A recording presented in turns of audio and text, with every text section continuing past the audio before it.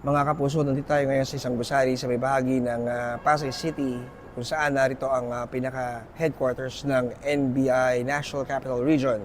At ngayong araw nga pinatawag itong si Congressman Leandro Leviste at si dating Congressman Jing Paras kaugnay sa sinasagawang investigasyon ng NBI NCR sa umano'y tangkang paninira kay Executive Secretary Ralph Recto.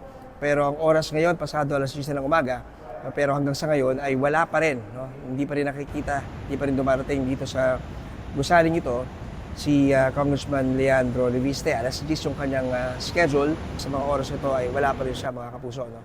So sa daling din ito, nakakuha tayo ng kumpirmasyon mula sa abogado ni Congressman Jing Paras na doon sa kanilang schedule dapat na alas 2 ngayong hapon, ito ay na-reschedule na, no?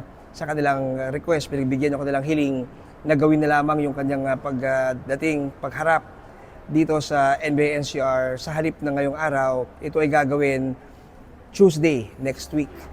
So ngayong araw na lang ang ating inaantabayanan ay si Congressman Leandro Leviste. So patuloy tayong magkabantay, mga kapuso, kung siya nga ba ay magpapakita dito sa tanggapan ng NBI NCR, kung kukunin niya yung pagkakataon para maibigay naman yung kanyang panig sa gumugulong na investigasyon kaugnay sa umano'y tangkang paninira kay ES Ralph Recto.